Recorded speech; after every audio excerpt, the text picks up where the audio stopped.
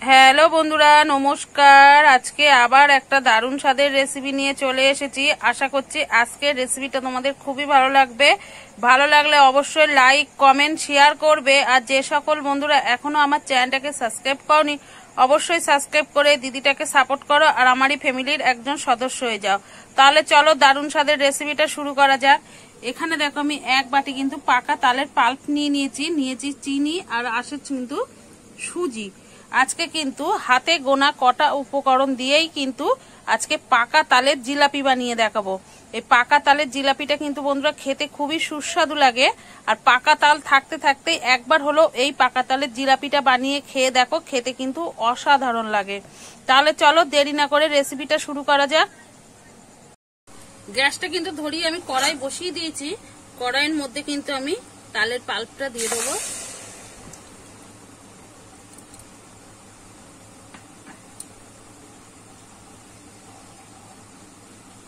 আর সামান্য একটু কিন্তু আমি চিনি দিয়ে দিচ্ছি। যদি তেতো থাকে তালটা কিন্তু তেতো ভাবটা কেটে যাবে। এবারে তালের পাল্পটা একটু আমি ফুটিয়ে নেব।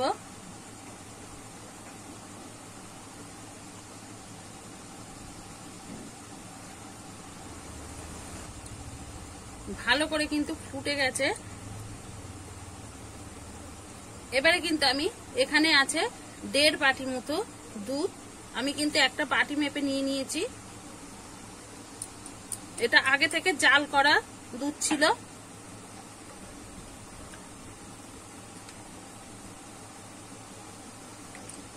যেকোনো একটা পাত্র মেপে মানে বাটি মেপে বা কাপ মেপে নেবে, তাহলে কিন্তু রেসিপিটা করতে খুবই সুবিধা হবে।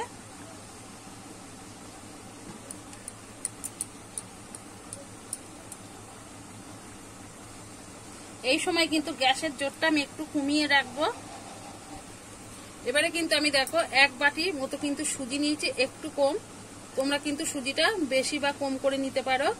এবারে কিন্তু সুজিটা দেব আর কিন্তু নাড়তে থাকবো।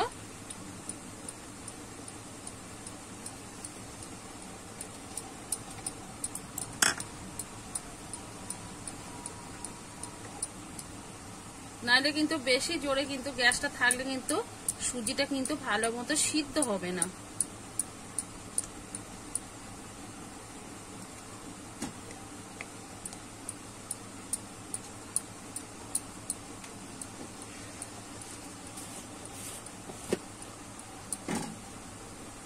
দেখো আমি 1 চিমটি মতো কিন্তু লবণ দিয়ে দিচ্ছি।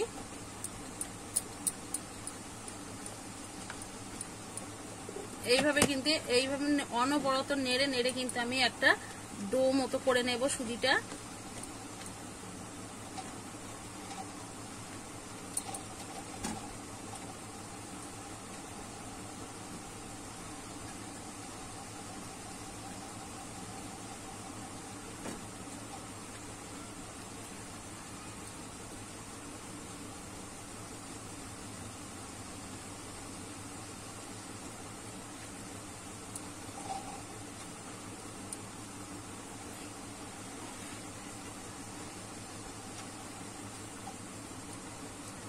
দেখো আমি কিন্তু নেড়ে চেড়ে কিন্তু একটা ডো মতো করে নিয়েছি।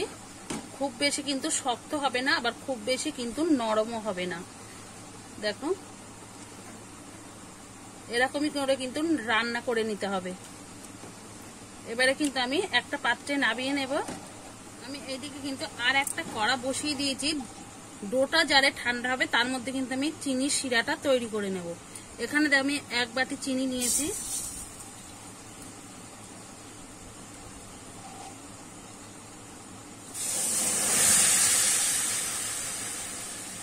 আমি কিন্তু 1.5 বাটি জল দিয়ে দিলাম।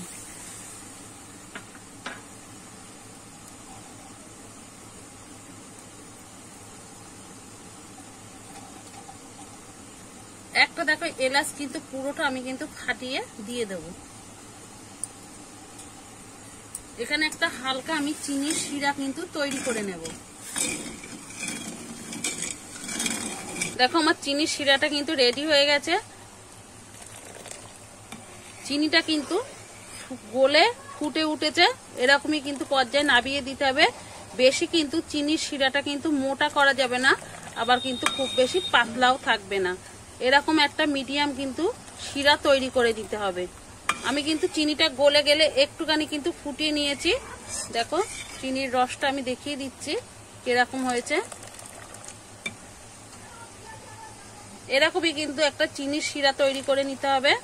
আমার কিন্তু চিনির শিরাটা রেডি হয়ে গেছে, এবারে নামিয়ে নেব। সুজির কিন্তু ডোটাও ঠান্ডা হয়ে গেছে। দেখো এবারে কিন্তু আমি একটু হাতে ঘি লাগিয়ে নিয়েছি, ভালো করে কিন্তু মেখে নেব।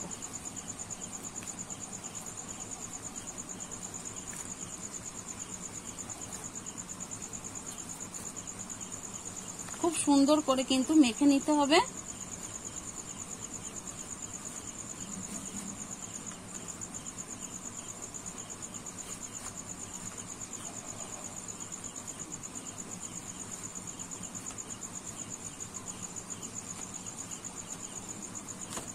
দেখো আমি খুব সুন্দর করে কিন্তু মসৃণ করে মেখে নিয়েছি।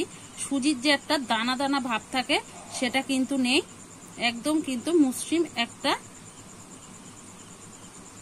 মেখে ডো বানিয়ে নিতে হবে।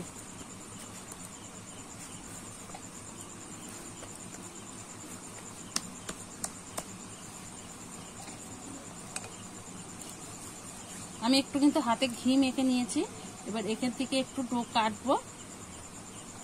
দেখো এরকম কিন্তু ডো নিয়ে নিয়েছি আমি, এবারে কিন্তু আমি হাতে করে এইভাবে গোল করে নেব।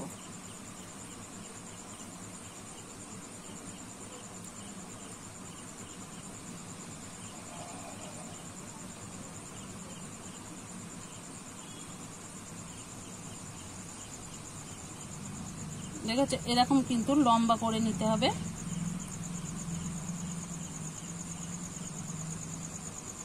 এবার এইভাবে কিন্তু মুড়িয়ে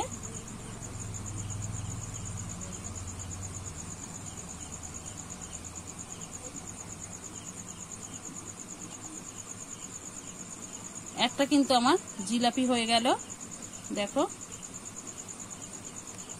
আর একটাও তোমাদের করে দেখাচ্ছি।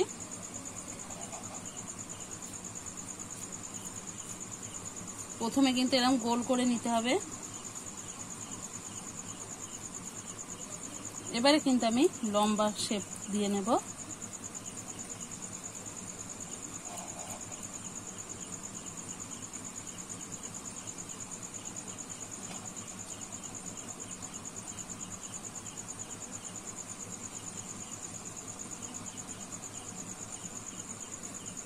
দেখো এরকম মুড়িয়ে নিতে হবে। এবারে এইভাবে কিন্তু তলা দিয়ে দিতে হবে, মানে এইটা ওপরে থাকবে আর এইটা দেখো তলার, এইভাবে কিন্তু দিলেই কিন্তু জিলাপিটা রেডি হয়ে যাবে। দেখো আবারও একটা কিন্তু জিলাপি আমার রেডি হয়ে গেছে। এইভাবেই কিন্তু আমি সব জিলাপিগুলো রেডি করে নেব। আবার একটা তোমাদের দেখিয়ে দিচ্ছি। এই যে দেখো এইভাবে দিয়ে এইভাবে কিন্তু মুড়ে নিতে হবে। আমার কিন্তু সব জিলাপিগুলো কিন্তু রেডি হয়ে গেছে। এবারে একটা পাত্রে নিয়ে নেব।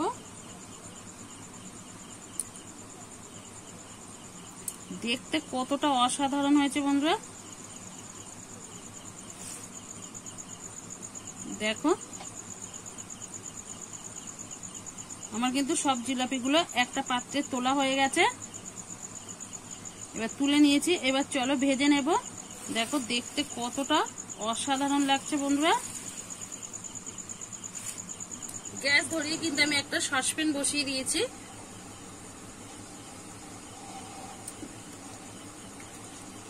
এবার পরিমাণ মতো কিন্তু আমি সাদা তেল দিয়ে দিচ্ছি।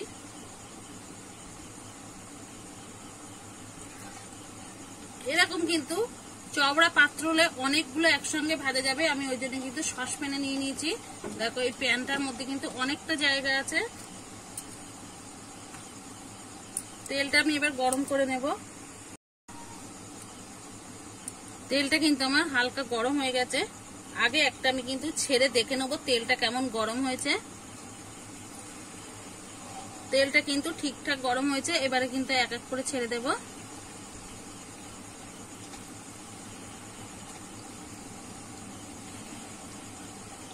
একটু গ্যাসের জোরটা কিন্তু আমি কমিয়ে দিচ্ছি।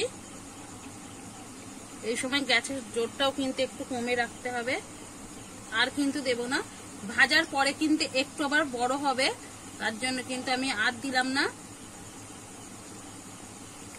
এরকম আস্তে আস্তে করেই কিন্তু ভেজে নিতে হবে জিলাপিটা।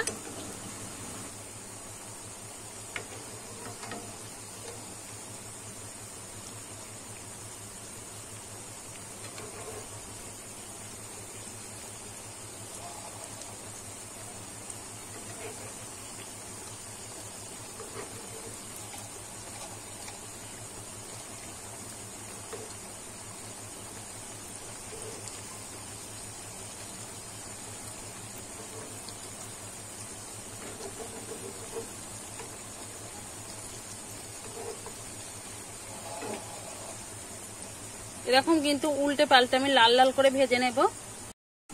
আমি দেখো উল্টে পাল্টে কিন্তু লাল লাল করে ভেজে নিয়েছি, এবারে কিন্তু তুলে নেব।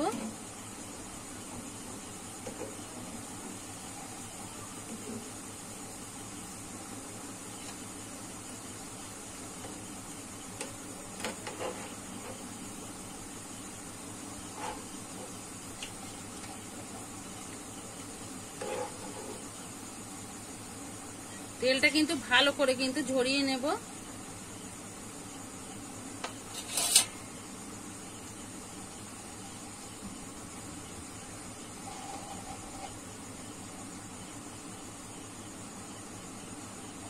দেখো দেখতে কতটা অসাধারণ হয়েছে বন্ধুরা। আমার কিন্তু এক ব্যাস জিলাপি কিন্তু ভাজা হয়ে গেছে। দেখো আর যেগুলো আছে একেবারে ঝরিয়ে নিয়েছি, আর এক ব্যাস কিন্তু জিলাপি আমার ভাজা হয়ে গেছে, আর বাদ বাকি কিন্তু আমি একইভাবে ভেজে নেব। এক এক করে কিন্তু আবারও দিয়ে দেব।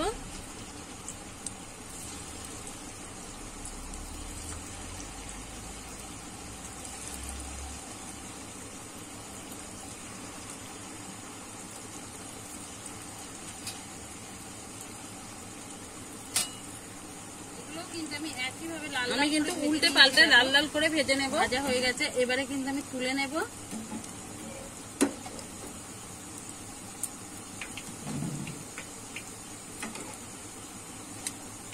তেলটা কিন্তু ভালো করে ঝরিয়ে নিতে হবে।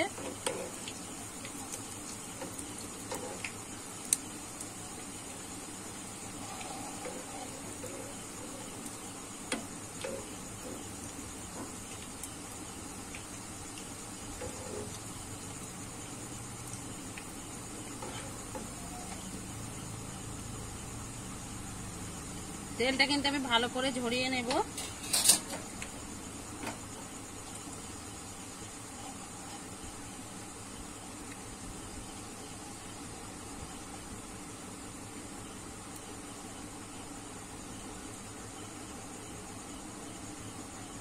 তেলটা কিন্তু আমি ভালো করে ঝরিয়ে নিয়েছি। দেখো থালার মধ্যে কিন্তু আমি সব জিলাপিগুলো তুলে নিয়েছি। দেখতে কতটা অসাধারণ হয়েছে বন্ধুরা। এবারে কিন্তু চিনির শিরাতে দিয়ে দেবো। আগে থেকে চিনির শিরাটা তৈরি করা শিরার মধ্যে কিন্তু আমি সব জিলাপিগুলো দিয়ে দিলাম। এবারে কিন্তু আস্তে আস্তে করে কিন্তু আমি নেড়ে রসের মধ্যে কিন্তু ডুবিয়ে দেব। বন্ধুরা কতটা অসাধারণ লাগছে দেখে কিন্তু সেটা বুঝতেই পারছ। আর কিন্তু খুব বেশি সময় লাগবে না রসটা টেনে নিতে। 1 মিনিট মতো কিন্তু আমি এইভাবে রেখে দেব। 1 মিনিট পরে কিন্তু তোমাদের দেখাচ্ছি। আর রস কিন্তু খুব সুন্দরভাবে টেনে নিয়েছে।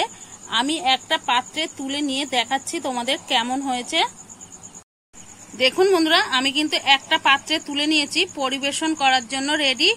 একবার হলেও বাড়িতে এইভাবে বানিয়ে দেখুন। পাকা তালের জিলাপি খেতে কিন্তু খুবই অসাধারণ লাগে।